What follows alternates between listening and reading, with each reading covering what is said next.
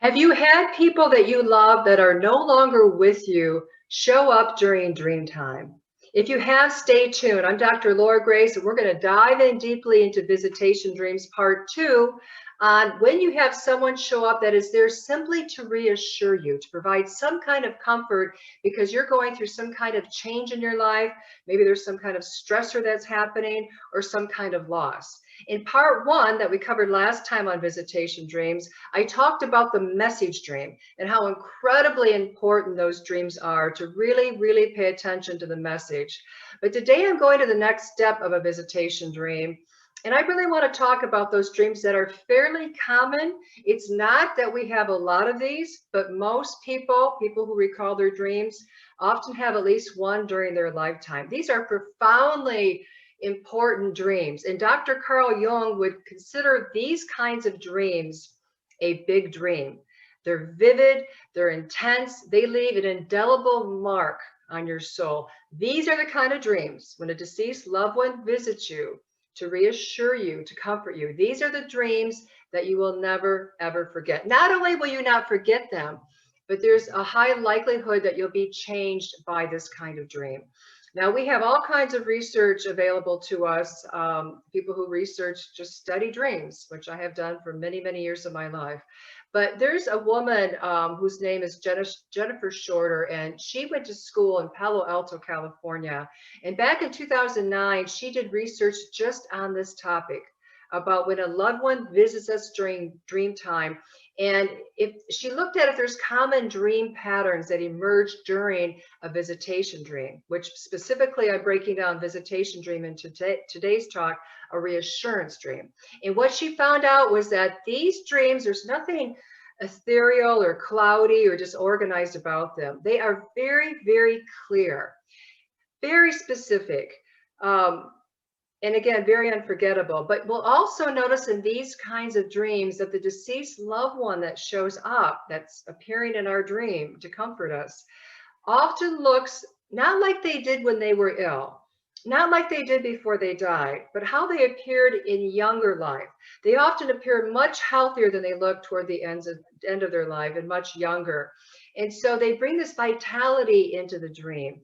And again, these dreams are very spiritually oriented in that they have the ability to really wake us up, to really bring consciousness into our life. And not only that, but to help us actually deepen the connection with that deceased loved one. Depending on how your relationship was with them when they were still alive, these kinds of dreams can at the very minimum be reassuring of the connection that you still have, because it's like they're showing up saying, I'm still here, I'm still with you, you're not alone. But also at the other end of the spectrum, at their most intense, at their most helpful, they can provide a healing to that relationship if that had been a difficult relationship. And in a few minutes, I'm going to share with you a dream that I had, a visitation dream, a reassurance visitation dream, where my dad appeared.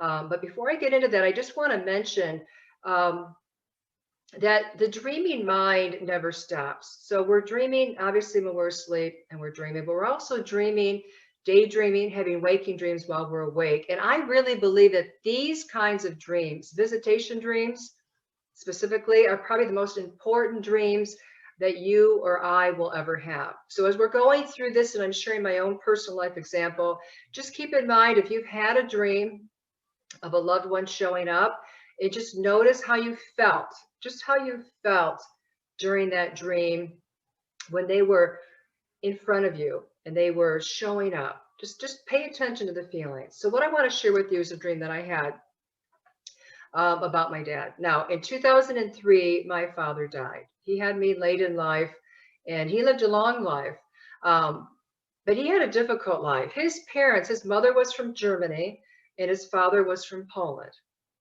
And he came here from Poland. And my dad was carrying, he was in World War II, and he went through a lot in his own family with his father. And he was carrying quite a bit of PTSD. And we know that we carry trauma in the body.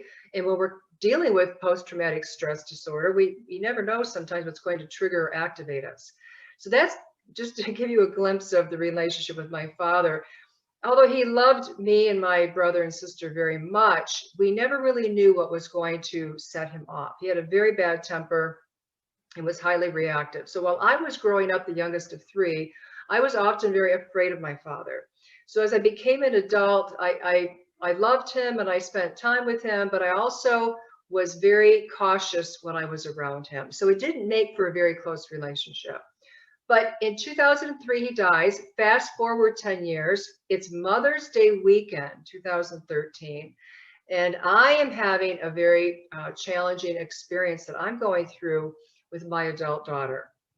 She's suffering from, at this point, from emotional and some psychological issues. And it was just a very painful time for me.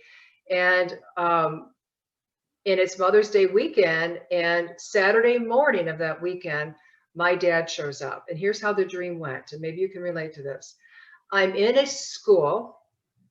I'm walking down a hallway. Everything's really bright, really light, lots of white color on the walls. Everything seems to be bright, bright light, like you'd almost see in a hospital, but this feels like a school.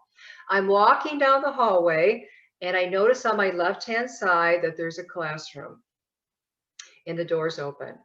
And I look in, and I see my father, who I hadn't seen really since he died. He hadn't been showing up in dream time. I see my father standing behind a long table like you'd see in a classroom. He's standing up. He's dressed casually like he would be in real life. He's got on a pair of jeans and a casual shirt. He's standing up, and I'm so happy to see him. I'm so glad to see him. And I notice he's taller than what he actually was in waking life. Now, in these kinds of dreams, you're going to notice that everything is communicated telepathically. And I'll touch on that in just a moment when I'm through with this dream. So telepathically, no words coming out of my mouth, I telepathically communicate to my father, I'm so happy to see you. And I know, and he's communicating to me telepathically, I'm here for you. I know he knows exactly what's going on in my waking life, and he's there to comfort me because I'm having such a difficult time. And it's Mother's Day weekend. And he stands behind the table, and then he walks out in front of the table, and he gives me a really big, loving hug. And telepathically, again, no words are exchanged, I ask him a question about what my daughter's going through. And this is actually a future-based question. I ask him something about what she's going to be going through based on what's happening for her emotionally and mentally.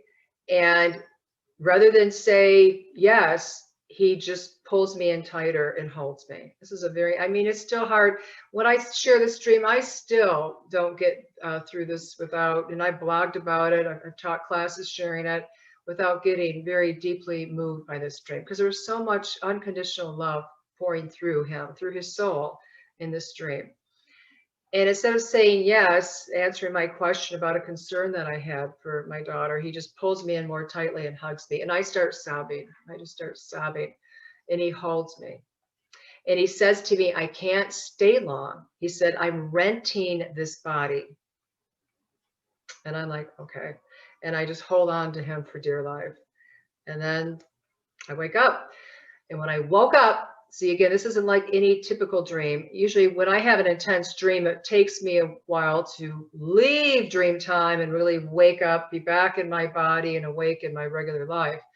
And maybe you can relate to that. But in this particular dream, when I woke up, I felt like my body was underwater. Like I was trying to, it was hard to move. I mean, my body and that connection with my father's soul and the body he was renting, it was so profound. I felt the connection so deeply, so intensely in my heart that I physically had a hard time moving my body.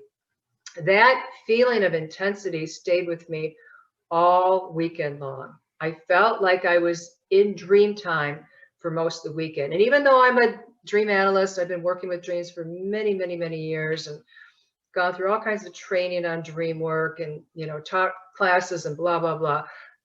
This dream hit me unlike any other dream. And that's what I'm talking about. If you've had a dream of a deceased loved one visiting you to reassure you because you're going through something difficult in your life, or you're just really missing them, you just really love this person, and maybe they've been gone for a while, or maybe they just left, and you're really missing them, it's not uncommon for them to show up to let you know that it's okay. They're okay. You're still connected, and that connection remains forever. Nothing will break it. This dream is so powerful also because, as I mentioned, not only is it imparting this very unique gift of reassurance and comfort and connection, it also provides a chance to reassess your relationship with this person, because even though they're gone, right? They're not in the body, they've moved on. You still maintain that soul connection. And whenever you think about them, you're reinforcing the connection with them. So like if you've had a dream of a loved one that's gone, that shows up, and you had a really positive relationship with them, then you're just glad to see that person, and it's reinforcing the connection. But if, on the other hand, like me, the connection with this person when they were still in their body and in your life, your waking life, was difficult, as it was with my father, then this kind of dream gives you like a double gift, the gift of reassurance, actually a triple gift, the gift of reinforcing the connection. And third, the chance, the gift to reassess and reevaluate your relationship with that person when they were still alive. Because remember, it wasn't the dad that I knew that showed up in my dream, although he would comfort me. There's no doubt about it. He would hug me and pat me on the back if I were struggling. He'd do his best to show me that he cares. But what happened in this dream was his soul. This was the deeper part of him that I'm still connected to. And that's the beauty of these dreams. So now when I think about my dad, and if there's any lingering unresolved stuff that I might have with him, and I've done a lot of work around this relationship, so I believe for the most part, resolved the relationship with him. But this dream took it to our connection to a whole new level. So these are very, very powerful dreams. And what I want to leave you with are some tips to follow if you have a visitation dream that focuses on reassurance, or any kind of visitation dream. And if you heard that, we're in the midst of a thunderstorm where I'm at right now. So there's a lot of lightning and thunder going on. Oh, that's interesting, because when I was growing up and it would storm outside, my dad would always say, oh, that's God bowling, like he got a strike or something like that. It was kind of cute when I was growing up. Anyway, tips to keep in mind. One is write the dream down, although you may not need to record it because these dreams are so powerful and deeply etched. They will stay in your memory bank forever. You'd have to do a lot to try to block this kind of dream out. Why would you want to? But get it down if you can. Write it down. I'm glad I wrote mine down, because there are pieces of the dream that I think I would have forgotten by now, that when I go back and look at what I wrote in my journal and then I blogged about it, certain details, like he said, I'm renting this body, I don't have much time. I may have forgotten that. I think it's a very interesting piece of the dream that I'm glad I got on paper so I can remember that. 2 is focus on the feelings. How are you feeling in the presence of that person? And then again, let your mind go back to the relationship you had with this person while you were awake and they were alive. And maybe there's some understanding, resolution, some healing, some transformation that is trying to take place through this dream. And then 3 is to notice any tangible dream image that shows out. And what I mean by that is there's something in the dream, some image that really stood out that you can keep with you in waking life to keep this connection and this reminder and this reinforcement of this relationship and this comfort from the reassurance, from the presence that this person brought into your life in this dream. Keep it going. For example, I had a client years ago, her deceased mother showed up in her dream, somebody she was very close to while her mother was still alive. And her mother in this dream, not in waking life, didn't wear this, but in this dream, she wore an orange scarf. And that scarf really stood out. And colors are very significant in dream time too. That's a whole nother dream video that I'll cover some other time. But she went out and bought an orange scarf. She keeps that orange scarf in her bedroom. She sees that orange scarf upon going to sleep at night, and she sees the scarf upon awakening. It became her touchstone, her grounding point, because at the time that she had this dream, she was working through a lot of anxiety in her life. So when she sees the orange scarf in her room, it's comforting. It helps her alleviate that anxiety. It reminds her that she's not alone. She's still connected to her mother. We're all connected, whether we realize it or not. And dreams are a wonderful avenue in which to remind us of this very, very powerful truth. So keep in mind, all dreams are a gift. Visitation dreams, particularly, are an incredible gift that we don't want to lose sight of. So they're definitely worth holding on to. And they're also worth sharing with somebody that you trust.